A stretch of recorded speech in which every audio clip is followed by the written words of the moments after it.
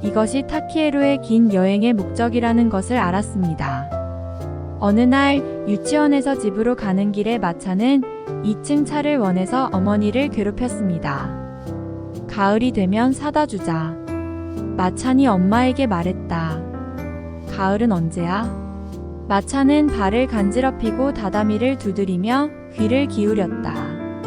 엄마가 일을 하는 동안 가을이 왔다고 하면 나뭇잎이 질 때가 되었다고 들었다. 마차는 빨리 그 가을이 되기를 바랐다. 마차는 배가 고팠다. 이제 바람이 불면서 나무에 많은 나뭇잎이 날아다니며 마치 새들을 겁주려는 듯 흩어진다. 동시에 대나무 꼬리나무는 완전히 상큼해졌다. 마차는 유치원으로 돌아가는 길에 아름다운 창 안에 있는 키 큰 대나무 꼬리나무를 보고 그 키 큰 대나무 꼬리나무가 비싸 보인다는 것을 알았다. 마차는 고개를 들어 그 키 큰 대나무 꼬리나무를 보았다. 나는 외롭게 뾰족한 가지가 된 바람 소리를 들었다. 집에 돌아와서 오늘은 어떤 간식이 될까 생각했다. 하지만 나는 어머니께 약속했던 2바퀴 마차를 오래전에 잊고 있었다. 끝이다. 자시키보코 겐지 미야자와의 이야기 우리 집안의 이야기다. 낮이다. 모두가 산으로 일하러 나갔고 내 아이가 나에게 말했다. 큰 집에 아무도 없어서 조용했어. 하지만 집 안 어딘가에서 빗자루 소리가 났다. 두 아이는 서로의 어깨를 꼭 껴안고 조용히 걸어갔다. 하지만 어느 방에도 아무도 없었다. 칼이 들어있는 상자도 조용했고 장작도 마침내 파랗게 변했다. 어디에도 아무도 없었다. 빗자루 소리가 들린다. 멀리서 들리는 신음소리일 수도 있다. 대나무 소리일 수도 있다. 대나무 소리일 수도 있다. 두 아이는 많은 것을 생각하며 조용히 귀를 기울였지만 아무 일도 없는 듯 했다. 확실히 어딘가에서 빗자루 소리가 들렸다. 나는 방을 한 번 더 보았지만 어느 방에도 아무도 없었다. 그저 햇빛뿐이었고 한쪽만 밝았다. 여기는 작은 방이다. 원형 교차로. 원형 교차로. 원형 교차로. 원형 교차로. 여기는 작은 방이다. 이 방은 나에게 너무 작다. 나는 잠시 작은 방이 큰 방이라고 생각했지만 사실은 붉은 방이다. 그렇다 하지만 주방이다. 아, 그러면 이 방이 거울 방이라고? 그렇다, 요다 방이다. 나는 한 인형에 를 붙였다. 아무도 모르는 얼굴은 없었고 아무도 모르는 얼굴은 없었지만 아무리 세어도 11명뿐이었다. 어른이 나와서 늘어난 사람이 방에 있는 사람이라고 말했다. 하지만 늘어난 사람은 누구였을까? 어쨌든 모두가 서로를 뚫어지게 바라보며 제대로 앉아서 방에 있는 사람이 자신뿐이 아니라고 말했다. 여기가 그 방이다. 그리고 다시 이렇게 되었다. 대가족이라면 언제나 8월 9일 초입니다. 명절 당일에 분케 가문의 아이들이 불려갔지만 어느 해는 아이 중 한 명이 가장자리에 누워 있었습니다. 열애씨의 명절에 가고 싶어요. 열애씨의 명절에 가고 싶어요. 아이는 잠을 자고 있었고 매일 말했습니다. 명절을 연장할 테니 빨리 나으세요. 분케 가문의 노파가 병문 안을 가서 아이의 머리를 쓰다듬었습니다. 아이는 9월에 나아졌습니다. 모두가 그곳으로 불려갔습니다. 하지만 다른 아이들은 지금까지 명절에 연장되었고 장어 토끼를 방문하러 갔기 때문에 전혀 재미없었습니다. 내가 거기에 있을게요. 아이는 잠을 자고 있었고 매일 말했습니다. 내가 거기에 있을게요. 모두가 서로를 바라보고 있었습니다. 아이는 잠을 자고 있었고 매일 말했습니다. 모두가 서로를 바라보고 있었습니다. 모두가 옆에 작은 방으로 달려갔습니다. 그럼 어떻게 될까요? 방 한가운데에 막 들어오려는 아이가 있었는데 몸이 너무 마르고 파랗게 질려 울 것 같았고 새 고민형을 안고 제대로 앉아 있었습니다. 작은 방이에요. 한 아이가 비명을 지르며 도망갔어요. 모두가 도망갔어요. 작은 방에 소년이 울었어요. 이 아이는 작은 방의 소년이에요. 그리고 어느 날 기탁함이 강의한 노인이 저에게 이렇게 말했어요. 8월 어느 날 밤 17일 술을 마시고 일찍 잠자리에 들었다.